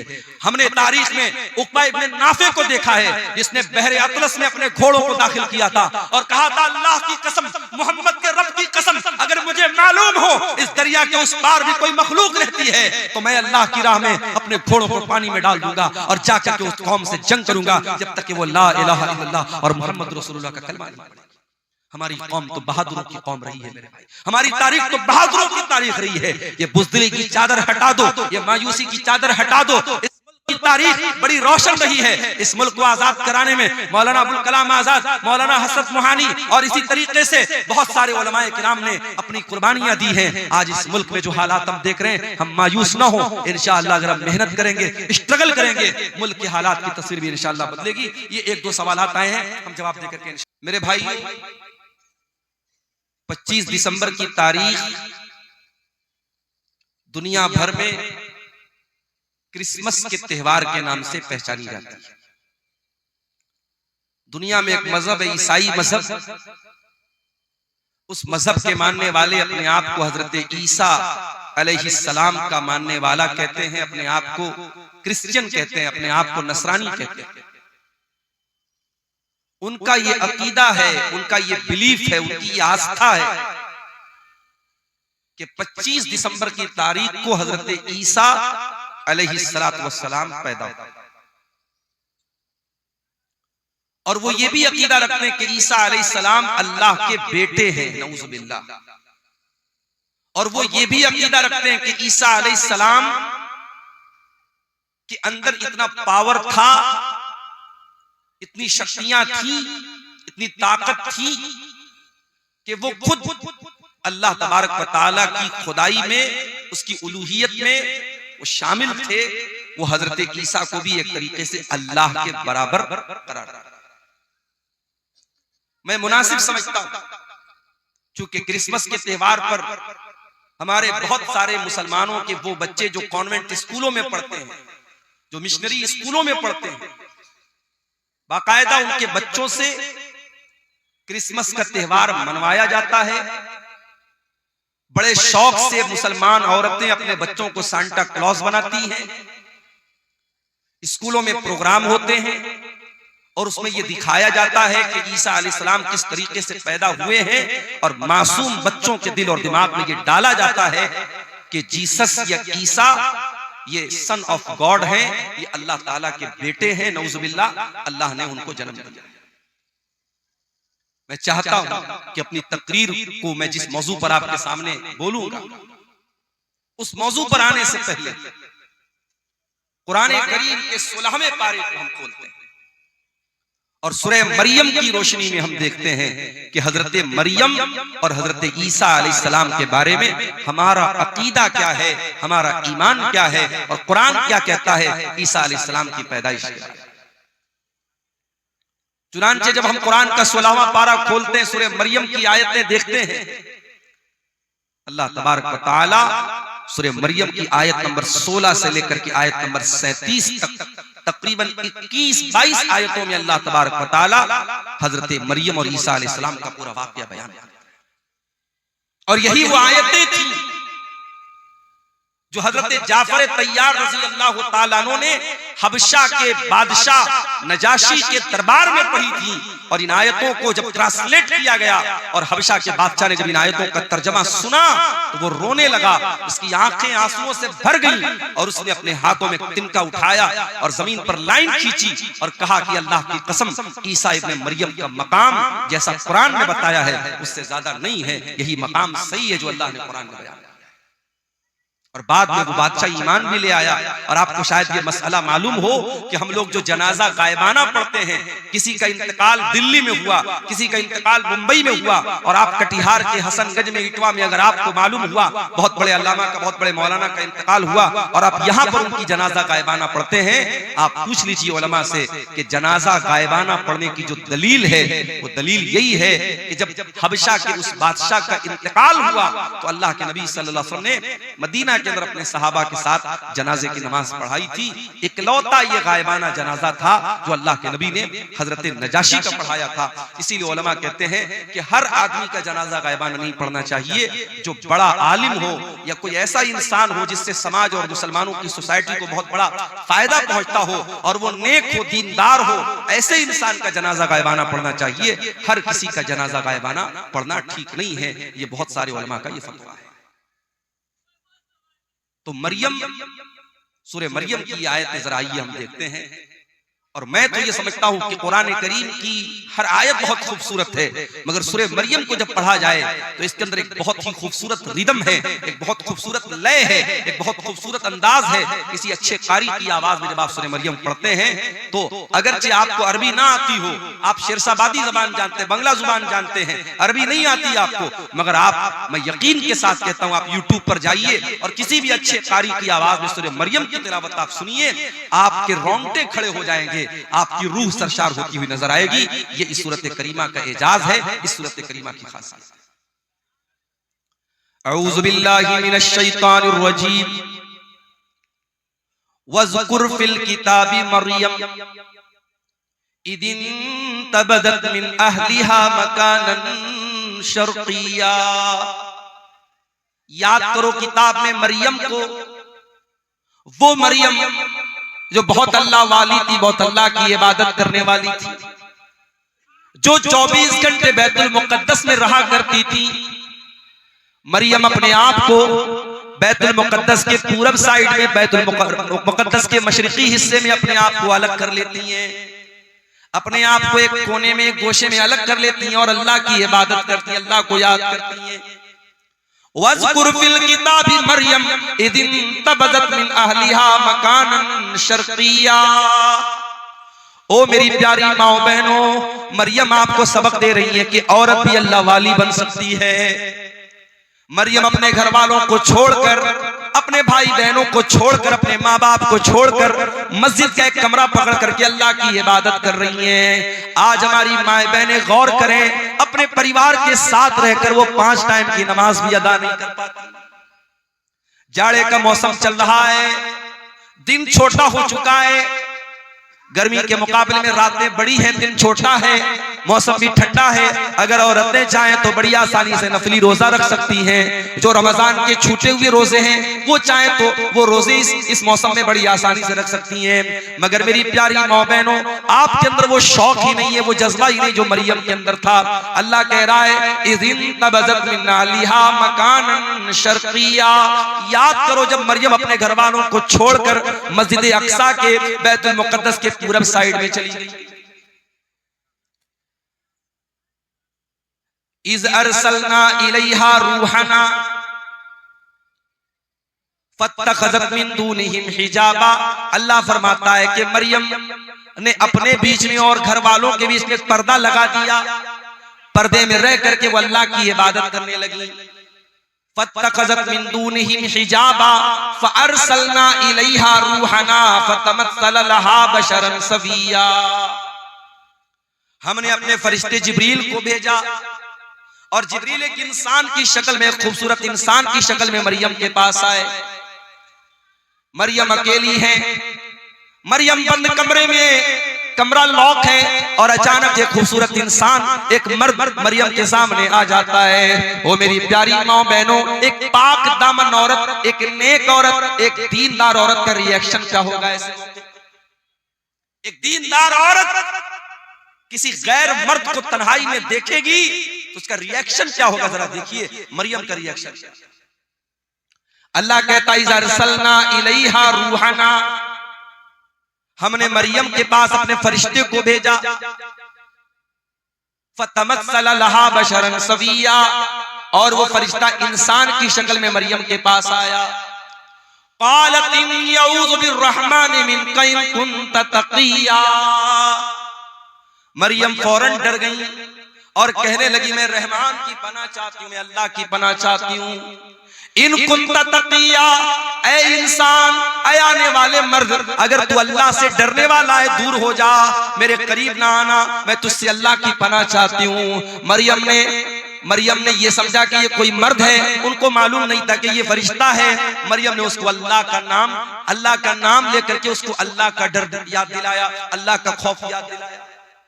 गुनाह के मौके पर अगर अल्लाह याद आ जाए तो ये दिल में ईमान के जिंदा होने की निशानी। अगर गुनाह के टाइम अल्लाह याद आ जाए, अल्लाह का खौफ दिल में आ जाए और इंसान गुनाह से अपने आप को बचा ले, अल्लाह के नबी फरमाते हैं अल्लाह ताला फरिश्तों से कहता है मेरा बंदा गुनाह करने जा रहा था, शराब पीने जा रहा था, जिना करने जा रहा था, कोई भी गलत काम करने जा रहा था, अगर गुनाह का इरादा कर रहा था और अल्लाह के डर से अगर उसने गुनाह को छोड़ दिया तो अल्लाह फरिश्तों से कहता है इसके नामे आमाल में एक नेकी लिख दो। मेरे फरिश्तों, इसके नामे आमाल में एक नेकी लिख दो। फरिश्ते कहते हैं अल्लाह ये तो गुनाह करने जा रहा था, ये तो शराब पीने जा रहा था, ये तो ज़िना करने जा रहा था, ये तो गलत काम करने जा रहा था।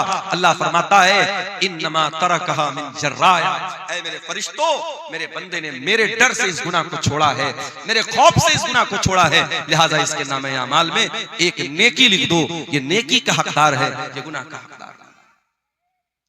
पता ये चला मेरे नौजवान साथियों, आज जहां जहां भी जिना के अड्डे कायम हो रहे हैं, जहां जहां गलत काम हो रहे हैं, शराब पी जा रही है, नशा हो रहा है, बदकारी हो रही है, बेहयाई हो रही है, बेपर्दगी हो रही है, बदकारी हो रही है, जितने गुनाह हो रहे हैं उन गुनाहों की असल वजह यह कि इंसान अल्लाह का खौफ अपने दिल से निकाल चुका है। और माफ करना, चेहरे पर दाढ़ी रखना नबी का तरीका है, मगर जरूरी नहीं कि दाढ़ी रखने वाला परहेजगार है। घर से नकाब में निकलने वाली औरत बहुत अच्छा काम करती है कि नकाब में निकल रही है, मगर नकाब में निकलना इस बात की गारंटी नहीं है कि उसके दिल में अल्लाह का डर है। मेरे प्यारे साथियों, कितने ज़िना के वाक़यात हुए जो नकाब पोश लड़कियों ने होटलों में जाकर के याशियां की हैं। कितने गलत काम हुए जो चेहरे पर दाढ़ी रखने वालों ने और माथे पर सजदे का निशान रखने वालों ने वो गलत काम किए हैं। इसलिए याद रखना, दाढ़ी की अहमियत अपनी जगह है, नकाब की अहमियत अपनी जगह है, नमाज की अहमियत अपनी जगह है। जब तक अल्लाह का डर ना हो, जब तक अल्लाह का खौफ ना हो, तब तक इंसान गुनाहों से नहीं बच सकता। गुनाह से बचना है, अल्लाह का डर होना चाहिए। और अल्लाह का डर कैसे पैदा होगा? जब अल्लाह को जानेंगे। जितना अल्लाह के बारे में जानेंगे, जितनी अल्लाह के बारे में आपको नॉलेज होगी, उतना आपके दिल में अल्लाह का डर पैदा होगा। इसीलिए अल्लाह कुरान में कहता है, इन्नमा यख्शल्लाह मिन इबादिहिल उलमा। अल्लाह ताला से उसके बंदों में उलमा डरते हैं। यहां उलमा से मुराद सिर्फ वो लोग नहीं है जो मदरसे से पढ़े हुए लोग हों। यहां मदरसे से फारिग होने वाले उलमा ही मुराद नहीं है, बल्कि उलमा का मतलब जो जितना अल्लाह को जानेगा, जिसके पास अल्लाह की जितनी नॉलेज होगी, उतना वो अल्लाह से डरेगा। इसीलिए हजरत लुकमान ने जब अपने बच्चे को नसीहत की तो पहले उसको अल्लाह का मकाम याद दिलाया। आज अपने बच्चों को कौन अल्लाह के बारे में बताता है? हमारा बच्चा जरा सा बड़ा हुआ, हम सिखाते बेटा good morning, good evening, good afternoon, good night, good bye, tata, ये सिखाते अपने बच्चों को। हमारा बच्चा कभी अपने मुंह से दुआएं सुनाए, ये हमारी तमन्ना नहीं। रात में हम बिस्तर पे सोने जाते हैं, अगर हम कोशिश करें, मैंने 2.5 साल की 2-2 साल की बच्चियों के मुंह से सुना है, माँ बाप ने उनको सिखाया है, तो रात में बिस्तर पे जाती है, माँ कहती है बेटा दुआ सुनाओ। 2 साल की बच्ची तोतली ज़बान में अपनी माँ से कहती है अल्लाहुम्मा बिस्मिका अमूतु व अहया। 2 साल की बच्ची वो दुआ सुना। आप जो तरबियत देंगे मेरे प्यारे साथियों, वो बच्चे आपके वही सीखेंगे, वही उसी पर अमल करेंगे। और सिखाने की सबसे बेहतरीन जो उम्र होती है वो बचपन की होती है। बच्चों को आपने बचपन से नमाज की आदत डलवा दी, इंशाअल्लाह जवानी में नहीं छूटेगी। बच्चों को बचपन में आपने कुरान का हाफिज बना दिया, इंशाअल्लाह सारी जिंदगी कुरान को याद रखेगा। बच्चों को बचपन में आपने तौर तरीका सिखा दिया, सारी जिंदगी उसको याद रहेगा। मेरे प्यारे साथियों, हजरत लुकमान ने अपने बच्चे को जब नसीहत की तो क्या कहा? या बुनय्या इन्नहा इन तकुम मिस्काल हब्बतिन मिन खरदलिन फतकुन फी सखरतिन औ फिस समावाति औ फिल अर्दि याति बिहल्लाह। ऐ मेरे बच्चे, याद रखना अल्लाह ताला इतना पावरफुल है और इतना नॉलेज रखने वाला है। अगर एक राई के दाने के बराबर भी तूने कोई गलत काम किया, तूने कोई अच्छा काम किया, और वो राई के दाने के बराबर कोई चीज आसमानों के अंदर कहीं छुपी हुई है, जमीन के अंदर कहीं छुपी हुई है, किसी पहाड़ के चट्टान के नीचे छुपी हुई है, अल्लाह ताला उस राई के दाने के बराबर चीज को कयामत के दिन सामने ले आएगा।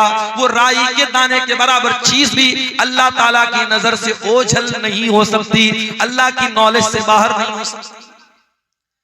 तू क्या समझता है? तेरा कमरा बंद कर लेने से, तेरे कमरे की लाइट ऑफ कर देने से, तेरे अपने मोबाइल की हिस्ट्री को डिलीट कर देने से, तेरे व्हाट्सएप की चैटिंग को खत्म कर देने से तेरे गुनाहों पर पर्दा पड़ गया। अल्लाह को नहीं मालूम है, तू अल्लाह को बेवकूफ बना लेगा? नहीं मेरे भाई, अल्लाह को सब पता है। इसलिए अगर गुनाहों से बचना है, अल्लाह को पहचानो मेरे प्यारे। हजरत मरियम कहती हैं इन्नी अऊज़ु बिर्रहमानि मिनका इन कुन्त तक़िया। ऐ आने वाले इंसान, मैं रहमान की पनाह चाहती हूं, अगर तू अल्लाह से डरने वाला है, मेरे करीब ना आना, मेरे पास ना आना। अच्छा, फरिश्तों के अंदर शहवत नहीं होती। हजरत जिब्रील इंसान की शक्ल में आए हैं, मगर जिब्रील फरिश्ते हैं, और फरिश्ते के अंदर कभी डिजायर और शहवत और ख्वाहिश नहीं। मर्द के अंदर, इंसान के अंदर ख्वाहिश है। कोई कितना ही नेक इंसान हो, अगर उसके सामने औरत आएगी तो जो एक मर्द की जो के अंदर जो फितरी तौर पर औरत को पाने की जो तलब है, जो रिक्वायरमेंट है, वो जरूर कहीं ना कहीं उसके दिल में पैदा होगा। कोई मर्द अगर ये कहता है, साहब, जैसे डॉक्टर जाकिर नायक का एक बड़ा वायरल हुआ था एक मामला, उन्होंने पड़ोसी मुल्क में जब उनका दौरा हुआ, उन्होंने कहा कि अगर किसी मर्द के सामने कोई औरत मेकअप करके बैठी है और काफी देर तक उसके सामने बातचीत कर रही है और मर्द को कोई फर्क नहीं पड़ रहा है, तो वो इसका मतलब कि वो मर्द गड़बड़ है, उसको अपना इलाज कराना है। बड़ा बवाल हुआ था उसको। मगर डॉक्टर जाकिर नायक ने जो बात कही थी, डॉक्टर जाकिर नायक की बहुत सारी बातों से इख्तिलाफ भी है, लेकिन बहुत सारी बातें उनकी सही है, यहां वो बिल्कुल सही है। इसीलिए हमारी शरीयत कहती है अगर एक मर्द और एक औरत है तो बीच में तीसरा शैतान जरूर होता है। अगर एक गैर मर्द एक औरत गैर मर्द से अकेले में मिलेगी, मौलाना साहब मसला पूछने जा रहे हैं, मौलाना साहब की हाल चाल लेने जा रही हूं, आलिम साहब है ये तो बड़े नेक है, तकरीर करते हैं, बड़े दीनदार हैं, अगर एक औरत एक मर्द तन्हाई में मिलेंगे, चाहे वो मर्द उस दौर का सबसे बड़ा परहेजगार इंसान हो और वो औरत उस दौर की अल्लाह की वलिया हो, नेक औरत हो, अगर एक मर्द और एक औरत तन्हाई में मिलेंगे, अल्लाह के नबी फरमाते इल्ला वसालिसुहुम शैतान, तीसरा वहां शैतान जरूर। इसीलिए इस्लाम में कोई एजुकेशन नहीं है मेरे। क्लास में लड़का भी पढ़ रहा है, लड़की भी पढ़ रही है, जवान लड़का जवान लड़की, पढ़ाई कम होगी वहां पे, बदकारी और ज़नाकारी ज्यादा होगी। आज आप जाके देख, अभी आज की न्यूज आपको बता रहा हूं, क्रिसमस का त्योहार मना करके एक औरत लड़की आ रही थी चेन्नई के अंदर एक कॉलेज के अंदर, उसी कॉलेज में बिरयानी बेचने वाला एक नौजवान उस लड़की के साथ रेप करता है और उसको जख्मी भी करता है। बाद में जब मामला सामने आया, पुलिस केस बना, बड़ा बवाल हुआ, अब शायद उसको अरेस्ट कर लिया गया। मेरे प्यारे साथियों, इंसान के अंदर शहवत का जो शैतान है वो कब बेदार हो जाए हम नहीं कह सकते। इसीलिए अल्लाह तबारक व तआला ने मर्द और औरत जब जवान हो जाएं उनको निकाह का हुक्म दिया है, ताकि उनकी शहवत का सही इस्तेमाल हो, गलत दिशा में वो कदम न उठाएं, गलत रुख पर बोला जाए। हजरत मरियम ने जब ये कहा कि मैं रहमान की पनाह चाहती हूं, अब हजरत जिब्रील ने क्या जवाब दिया? काला इन्नमा अना रसूल रब्बिकी लिअहब लकी गुलामन ज़किया। कहा है मरियम तू गलत समझ रही है, मैं कोई इंसान नहीं हूं, मैं अल्लाह का फरिश्ता हूं और मैं इसलिए तेरे पास आया हूं ताकि मैं तुझको ये खुशखबरी दे दूं कि तुझे बहुत जल्द एक बच्चा पैदा होने वाला है, बहुत नेक बच्चा, बहुत पाक साफ बच्चा, बहुत अच्छा बच्चा। अच्छा, आपने गौर किया होगा जब बच्चा पैदा होता है तो रोता है, और मेडिकल साइंस के हिसाब से बच्चे को रोना जरूरी भी है। बच्चा नहीं रोता है तो प्रॉब्लम हो जाती है, बास बच्चे नहीं रोते हैं तो बाद में बड़ी बीमारियां पैदा हो जाती है, बास बच्चे तो बोल ही नहीं पाते अगर पैदाइश के समय वो नहीं रोते। मगर अल्लाह के नबी फरमाते जब बच्चा पैदा होता है तो शैतान उसे कचोका मारता है, चोट पहुंचाता है, शैतान उसे मारता है और वो बच्चा रोता है। और शैतान दुनिया के हर बच्चे को मारता है, मगर एक बच्चा ऐसा था जिसको शैतान मार नहीं सका, और वो बच्चा कौन था? वो मरियम का बच्चा था, उसका नाम ईसा बिन मरियम था। हजरत जिब्रील ने कहा कि ऐ मरियम ऐसा बच्चा पैदा होने वाला है तुझे, गुलामन ज़किया, जो बहुत नेक बच्चा हो। क़ालत अन्ना यकूनु ली गुलाम वलम यमससनी बशरुन वलम अकु बग़िया। मरियम कहने लगी मुझे बच्चा कहां से होगा, मैं तो कुंवारी हूं, मैं तो वर्जिन हूं, मेरी शादी नहीं हुई है, आज तक किसी इंसान ने मुझे टच नहीं किया है, और न मैं ज़िनाकार औरत हूं, मैं बदकार औरत हूं, ये बच्चा कैसे मुझे पैदा होगा? क़ाल कज़ालिक, हज़रत जिब्रील ने कहा कि अल्लाह का हुक्म है और तुम्हें बच्चा पैदा होगा। क़ाल रब्बुकी हुवा अलैया हय्यिन, आपका परवरदिगार ये कह रहा है कि ये मेरे लिए आसान है, वलिनजअलहु आयतन लिन्नासी, और अल्लाह ताला आपके बच्चे को बगैर बाप के पैदा करेगा ताकि वो बच्चा दुनिया के लिए एक निशानी बन जाए। वकाना अम्रम मक़दिया, और ये अल्लाह का हुक्म है जो पूरा होकर के रहेगा। अब मरियम प्रेग्नेंट हो गई। अब ये वजाहत कुरान में नहीं है कि ये प्रेगनेंसी पूरे 9 महीना रही या चंद दिन रही। फहमलतहु, मरियम के पेट में ईसा अलैहिस्सलाम वजूद में आ गए, मरियम के पेट में ईसा अलैहिस्सलाम वजूद में आ गए, मरियम को हमल ठहर गया। फंतबज़त बिही मकानन क़सिया, और जब मरियम ने यह देखा कि पेट ज्यादा फूल गया है और अब लोग सवाल उठाएंगे, मरियम वहां से बहुत दूर निकल गई, आबादी से दूर चली गई, मस्जिद अक्सा से दूर चली गई ताकि लोगों के सवालों का जवाब ना देना पड़े। फहमलतहु फंतबज़त बिही मकानन क़सिया। मरियम के पेट में ईसा अलैहिस्सलाम आ गए और मरियम अपने हमल के साथ, अपने पेट के बच्चे के साथ मस्जिद अक्सा से दूर चली गई। फ़अजाअहल मखाज़ु इला जिज़इन नख़ला, और जब बच्चे की पैदाइश का टाइम आया, जब दर्दे ज़े का टाइम आया, जब लेबर पेन का टाइम आया, जब बच्चे की पैदाइश का टाइम आया, हजरत मरियम मजबूर हो गई, तड़पने लगी और एक खजूर के पेड़ के पास जाके वहां पहुंच गई। दर्दे ज़े ने उनको मजबूर किया, एक पेड़ के पास पहुंच गई। बच्चे की पैदाइश का टाइम है, मरियम कुंवारी है, उनको ये तो पता है कि ये बच्चा अल्लाह ताला की तरफ से बगैर बाप के पैदा हो रहा है, अल्लाह की कुदरत की एक निशानी है। मगर मरियम को इस बात की फिक्र है, कल जब ये बच्चा जन्म लेगा मैं दुनिया को क्या बताऊंगी, मैं दुनिया को क्या मुंह दिखाऊंगी। एक पाक दामन औरत, एक नेक औरत, एक दीनदार औरत अपने चेहरे की खूबसूरती से ज्यादा, अपने बदन की ज्वेलरी से ज्यादा, अपने कपड़ों से ज्यादा अपने कैरेक्टर की, अपने किरदार की फिक्र करती है। मेरे भाइयों, मेरी प्यारी माँ, मरियम को चिंता है मेरे कैरेक्टर पर लोग सवाल उठाएंगे, मैं क्या बोलूंगी। क़ालत या लैतनी मित्तु क़ब्ल हाज़ा, मरियम कहने लगी कि काश आज के पहले मैं मर गई होती।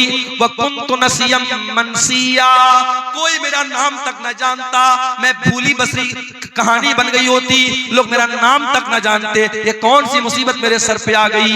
ऐ मरियम, ये मैं तो क्या जवाब देगी लोगों को। ऐ काश है मरियम तुम मर गई होती। मरियम अपने आप से कह रही तुम मर गई। अल्लाह, इस जुमले में मरियम के कर्ब को महसूस कीजिए मेरे भाई, मरियम के दिल की पीड़ा को महसूस कीजिए। मरियम के दिल के अंदर जो अपने किरदार की जो फिक्र है, जो चिंता है, उसको महसूस कीजिए। मरियम कहती है काश मैं मर गई होती, मुझे कोई मेरा नाम तक न जानता, कोई मेरा जिक्र तक न करता।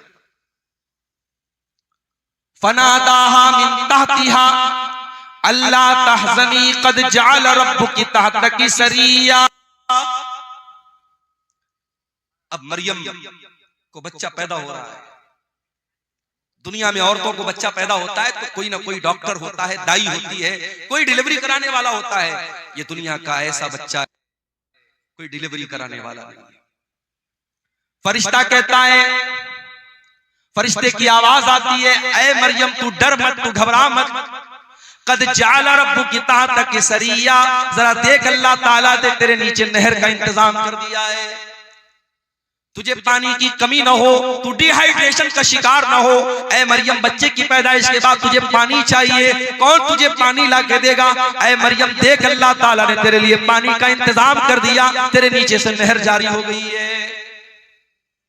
वहुज़्ज़ी इलैकी बिजिज़इन नख़ला, और ऐ मरियम जरा इस खजूर के पेड़ को तू हिला के तो देख, जब तू इसको हिलाएगी, वहुज़्ज़ी इलैकी बिजिज़इन नख़लति तुसाक़ित अलैकी रुतबन जनिया, तो तेरे ऊपर पकी हुई खजूरें गिरेंगी, ये पकी हुई खजूर तू खा लेना। बाज़ उलमा कहते हैं कि डिलीवरी के टाइम औरतों को आयरन की बड़ी कमी होती है, इसीलिए जब औरतें जब प्रेग्नेंट होती हैं तो डॉक्टर लोग उनको आयरन की टेबलेट खिलाते हैं, और खजूर के अंदर आयरन बहुत होता है। तो मरियम को अल्लाह ताला ने खजूर खिलवाई। खजूर और पानी बहुत जरूरी है एक ऐसी औरत के लिए जिसको डिलीवरी हुई। एक बात तो ये पता चली। दूसरी बात ये पता चली कि पकी हुई खजूर तेरे ऊपर गिरेगी। खजूर कब पकती है भाई? खजूर दिसंबर में नहीं पकती है, खजूर जून में पकती है। बाज़ उलमा ने इस आयत से ये इस्तिदलाल किया है कि ईसा अलैहिस्सलाम कभी 25 दिसंबर को पैदा हो ही नहीं सकते, ये फर्जी तारीख है, गलत तारीख है। ईसा अलैहिस्सलाम जब भी पैदा हुए होंगे मई और जून के महीने में पैदा हुए होंगे, जो फलस्तीन के इलाके में मुल्क शाम में गर्मी का मौसम होता है, दिसंबर तो हर जगह सर्दी का मौसम होता है। खजूर पकी हुई खजूर तेरे ऊपर गिरेगी। अच्छा, एक सबक और मिल रहा है। मरियम को बच्चा हुआ है। औरत दुनिया की सबसे कमजोर अवस्था में कब होती है? जब बच्चा पैदा होता है। उस कमजोर अवस्था में भी अल्लाह ताला मरियम को हुक्म क्या दे रहा है कि ऐ मरियम ये पेड़ तू हिलाएगी तब तुझे खजूर मिलेगी। अल्लाह ताला के लिए क्या नामुमकिन बात थी मेरे भाई।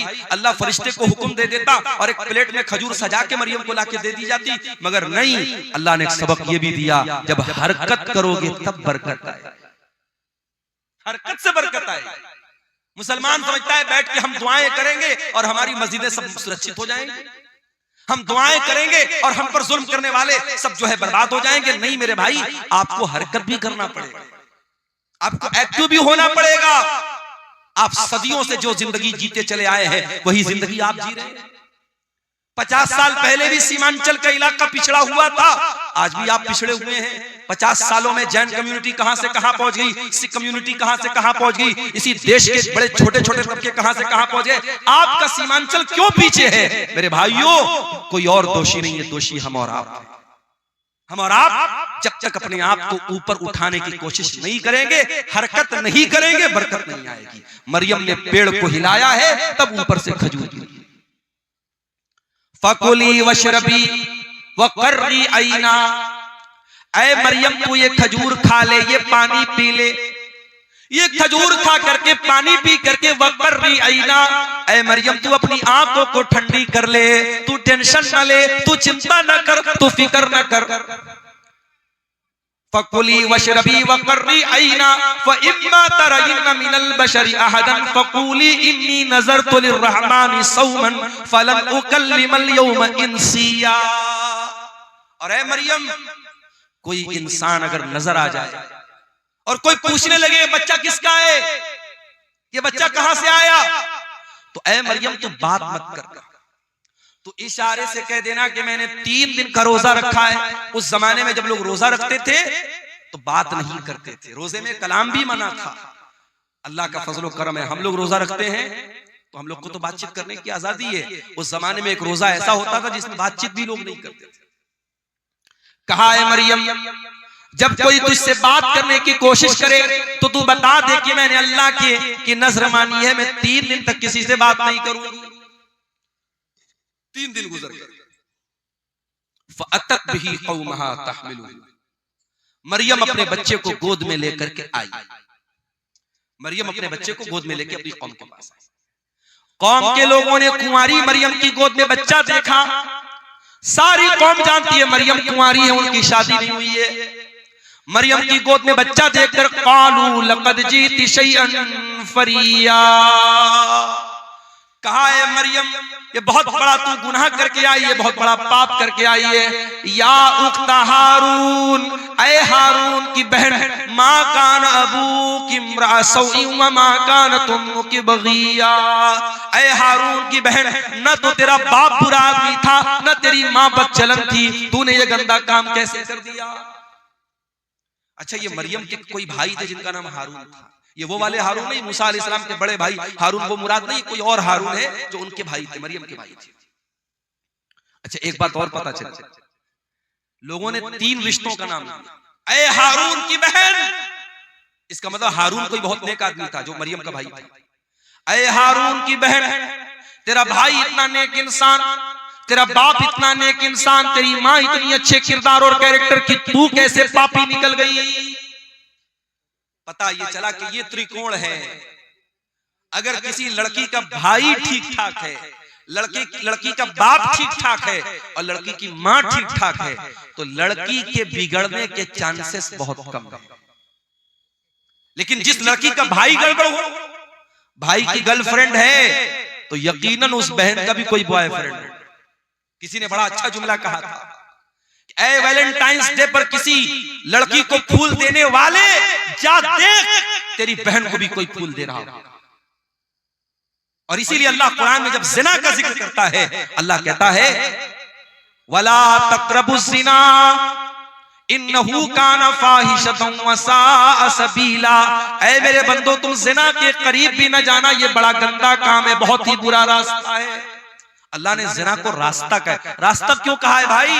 जिस रास्ते पर आप चलेंगे उसी रास्ते पर कोई दूसरा चल के आपके घर की दहलीज तक आएगा। अगर आप किसी दूसरे की इज्जत व आबरू को छेड़ेंगे, कोई आपके घर की इज्जत पर भी डाका जरूर डालेगा। ये इसको हम मुतलक तौर पे इसको अल्लाह का कानून तो नहीं कह सकते, मगर दुनिया का तजर्बा और मुशाहदा। कहा है हारून की बहन, तेरा भाई अच्छा इंसान, तेरा बाप अच्छा इंसान, तेरी माँ अच्छी औरत, तू कैसे इतना गंदा काम कर बैठी, तूने ये गंदा काम क्यों कर दिया। मरियम क्या जवाब देती?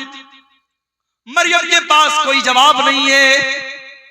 मरियम जवाब देगी, कौम के लोग मानने वाले नहीं है। फ़अशारत इलैहि, मरियम ने अपने बच्चे की तरफ इशारा किया। क़ालू कैफ़ नुकल्लिमु मन काना फ़िल महदी सबिया, कौम के लोगों ने कहा कि ऐ मरियम क्या मजाक कर रही है, इस दूध पीते बच्चे से हम क्या बात करें, तू जवाब दे, तू माँ है, तू जवाब जब इस बच्चे से क्या बात करे, तू कैसी बेवकूफी की बात कर रही है, तू बच्चे की तरफ क्यों इशारा कर रही है, हम बच्चे से कैसे बात करें। अल्लाह अकबर। जब एक पाक दामन औरत के कैरेक्टर पर दाग लगाने की कोशिश हुई, एक पाकीज़ा औरत के किरदार पर जब लोगों ने धब्बा लगाने की कोशिश की, अल्लाह ने उसके दूध पीते बच्चे को ज़बान दी थी। दूध पीता बच्चा हमारे और आपके सामने थोड़ी बोलता है। दूध पीता बच्चा तो खाली रोता है, भूख लगे तब रोता है, प्यास लगे तब रोता है, पेट में दर्द हो तब रोता है। मगर ईसा बिन मरियम अपनी माँ की गोद में बोलते हैं, क़ाल इन्नी अब्दुल्लाह आतानियल किताब वजअलनी नबिय्या वजअलनी मुबारकन ऐनमा कुन्तु वअौसानी बिस्सलाति वज़्ज़काति मा दुमतु हय्या वबर्रम बिवालिदती वलम यजअलनी जब्बारन शक़िय्या। अल्लाह। ईसा बिन मरियम अपनी माँ की गोद से कहते, ऐ लोगों कान खोल करके सुन लो, मेरी माँ पर कोई इल्जाम मत लगाओ, मेरी माँ के ऊपर कोई गंदा इल्जाम मत लगाओ। आओ मैं बताता हूं मैं कौन हूं। मैं ईसा हूं। I am the slave of God, I am the slave of Allah. मैं अल्लाह का बंदा हूं, मैं अल्लाह का बेटा नहीं हूं। ईसाई कहते कि हम ईसा अलैहिस्सलाम को मानते हैं, उनके चर्चों के बाहर ईसा अलैहिस्सलाम की बातें लिखी होती हैं, उनके चर्च के ऊपर ईसा अलैहिस्सलाम की फोटो लगी रहती है। वो क्रिसमस पर ईसा अलैहिस्सलाम की मूर्ति बना के दुनिया को दिखाते ईसा कैसे पैदा हुए। मगर ईसाइयों से जाके जरा पूछो कि ऐ ईसाइयों, तुमसे बड़ा बदनसीब कौन होगा कि जिस पैगंबर से तुम मोहब्बत का दावा करते हो, उस पैगंबर ने दुनिया में जन्म लेने के बाद सबसे पहली बात जो उस नबी की जबान से निकली है, तुम उसी पर ईमान नहीं रखते हो। वो नबी कह रहा है मैं अल्लाह का बंदा हूं, और तुम कहते हो ईसा अल्लाह के बेटे थे। कितना फर्क है तुम्हारे अकीदे में और ईसा अलैहिस्सलाम की तालीमात में। ईसा अलैहिस्सलाम दुनिया में जन्म लेने के बाद पहली बात ये कह रहे हैं, इन्नी अब्दुल्लाह, मैं अल्लाह का बंदा हूं, और ऐ लोगों अल्लाह ने मुझे किताब दी है। अभी मैं माँ की गोद में खेल रहा हूं, मगर अल्लाह मुझे किताब देगा जिसका नाम इंजील होगा, और अल्लाह ने मुझे नबी भी बना लिया है, और मैं बरकत वाला हूं, जहां भी रहूंगा बरकत के साथ रहूंगा। और अल्लाह ने मुझे नमाज का हुक्म दिया है और ज़कात का हुक्म दिया है। जब तक मैं जिंदा रहूंगा नमाज पढ़ता रहूंगा, ज़कात देता रहूंगा। कितने अफसोस की बात है। ईसाई शराब पीता है, ईसाई ज़िना करता है, ईसाई गलत काम करता है, अपने चर्च में जाता है, वहां चर्च का पादरी कहता है कि तूने शराब पिया है, तूने ज़िना किया है, तूने मर्डर किया है, कोई बात नहीं, ले उसको शराब पिलाता है। ईसाई का जो पादरी होता है वो शराब पिलाता है और ये कहता है कि तेरे जितने पाप हैं वो अल्लाह के बेटे ने, गॉड के बेटे ने अपने ऊपर ले लिया। गॉड का बेटा सूली पर चढ़ गया और गॉड का बेटा तेरे सारे गुनाहों को अपने सर पे लेके जा चुका है, अब तुझे कोई टेंशन लेने की बात नहीं। अल्लाह, कितना कितना गलत है ये। ईसा इब्ने मरियम दुनिया में आने के बाद कहते हैं नमाज पढ़ने का मुझे हुक्म मिला है, मैं नमाज जब तक जिंदा रहूंगा पढ़ता रहूंगा। पता ये चला इस्लाम में कोई शॉर्टकट नहीं है कि तुम्हारी नमाज कोई और पढ़ लेगा, तुम्हारी मग़फ़िरत कोई और करवा देगा। नहीं, तुमको नमाज पढ़नी पड़ेगी, तुमको रोजा रखना पड़ेगा, तुमको ज़कात देनी पड़ेगी। ईसा इब्ने मरियम कहते जब तक मैं जिंदा रहूंगा अल्लाह ने मुझे हुक्म दिया है कि मैं नमाज पढ़ता रहूं, मैं ज़कात अदा करूं। वबर्रम बिवालिदती, और अल्लाह ताला ने मुझे अपनी माँ के साथ अच्छा सलूक करने का हुक्म दिया है। वलम यजअलनी जब्बारन शक़िया, और अल्लाह ताला ने मुझे सरकश नहीं बनाया, मुझे बदबख्त नहीं बनाया, मुझे बदनसीब नहीं बनाया, अल्लाह ने मुझे अच्छे नसीब वाला बनाया है। इतनी बात कहने के बाद ईसा इब्न मरियम कहते हैं वस्सलामु अलैया यौम वुलिदतु व यौम अमूतु व यौम उबअसु हय्या। मेरे ऊपर उस दिन भी सलाम जिस दिन मैं पैदा हुआ, उस दिन भी सलाम जिस दिन मैं मरूंगा, और उस दिन भी सलाम जिस दिन मैं जिंदा उठाया जाऊंगा। हमारा अकीदा ये है। ईसा अलैहिस्सलाम सूली पर नहीं चढ़ाए गए। कान खोल करके सुन लो मेरे भाइयों, ये अकीदा समझ लो। ईसा इब्न मरियम के बारे में जब कहीं किसी से बात करना हो, आपको ईसा अलैहिस्सलाम के बारे में सही इंफॉर्मेशन होनी चाहिए। ईसा अलैहिस्सलाम सूली पर नहीं चढ़ाए गए। उनको सूली पर चढ़ाने की कोशिश जरूर हुई, मगर अल्लाह ताला ने उनको सुरक्षित आसमान पर उठा लिया। वो अपने शरीर के साथ, अपने जिस्म के साथ और अपनी रूह के साथ आसमान पर उठा लिए गए। उनकी जगह उनके एक हमशक्ल को यहूदियों ने सूली पर चढ़ा दिया। वमा कतलूहु वमा सलबूहु, न तो ईसा को कत्ल किया उन्होंने, न ईसा को सूली पर चढ़ाया। वलाकिन शुब्बिया लहुम, बल्कि ईसा अलैहिस्सलाम का एक हमशक्ल उनके सामने पेश किया गया और उसको उन्होंने सूली पर चढ़ाया। अब हमारा ये अकीदा है, कयामत के पहले ईसा अलैहिस्सलाम दुनिया में आएंगे और दज्जाल को कत्ल करेंगे, और इसी तरीके से दुनिया में जितने सुअर हैं, सुअरों का खात्मा करेंगे। और ईसा अलैहिस्सलाम जब आएंगे और वो जिहाद करेंगे, तो वो अहले किताब से भी जिहाद करेंगे, यहूद और नसारा से भी जिहाद करेंगे। और जब ईसा अलैहिस्सलाम यहूद और नसारा से जिहाद करेंगे, तो उनको जिजिया का ऑप्शन नहीं देंगे, वो डायरेक्ट दो ऑप्शन देंगे, या तो इस्लाम कबूल करो या फिर मुझसे जंग करो। तो उनके जमाने में जिजिया का ऑप्शन खत्म हो जाएगा। और इसी तरीके से ईसा इब्न मरियम दुनिया में आएंगे और कई साल तक रहेंगे। उनके दौर में अमन और चैन और सुकून रहेगा, और फिर वो नेचुरल अपनी मौत से हमकनार होंगे। उनको मौत आएगी और फिर वो अल्लाह ताला को प्यारे होंगे, अल्लाह के पास जाएंगे। ये हमारा अकीदा है। इसीलिए अल्लाह जब इस वाक्य को बयान करता है, अल्लाह कहता है ज़ालिका ईसा इब्न मरियम क़ौलुल हक़्क़िल्लज़ी फ़ीही यम्तरून। ये ईसा इब्न मरियम है, ये अल्लाह के सच्चे कौल हैं, अल्लाह की सच्ची बात इनके बारे में है, जिनके बारे में लोग शक और शुबहा कर रहे हैं। तो हजरत ईसा अलैहिस्सलाम के बारे में ये मोटी मोटी बात मैंने सोचा कि आपके सामने रख दूं, ताकि ईसा अलैहिस्सलाम के बारे में एक सही विचारधारा, एक सही नजरिया आपके दिलो दिमाग में पैदा हो जाए। अल्लाह ताला हम सबको हजरत ईसा अलैहिस्सलाम, अच्छा ये भी याद रखिए, ईसा अलैहिस्सलाम के बारे में दुनिया में 3 गिरोह पाए जाते हैं। एक ईसाइयों का गिरोह है जो ईसा अलैहिस्सलाम को अल्लाह का बेटा करार देता है, अल्लाह के बराबर करार देता है, वो भी गुमराह है। और एक यहूदियों का तबका है जो ईसा अलैहिस्सलाम को बुरा भला कहता है, उनको हराम की औलाद कहता है, उनको नऊजुबिल्लाह ज़िना की औलाद कहता है। यहूदी भी हजरत ईसा से दुश्मनी में गुमराह हुए, ईसाई उनसे मोहब्बत में गुमराह हुए, यहूदी उनसे दुश्मनी में गुमराह हुए। और एक तबका ऐसा है जो ईसा अलैहिस्सलाम पर ईमान भी रखता है, उनको के बारे में ये अकीदा रखता है वो अल्लाह के नबी थे, वो अल्लाह के पैगंबर थे, बगैर बाप के पैदा हुए थे, और अल्लाह ताला ने उनके हाथ में बहुत सारे मोजज़ात दिखाए थे। और इस तबके को मुसलमान कहते हैं। हम और आप ईसा इब्न मरियम के ऊपर ईमान मानते हैं।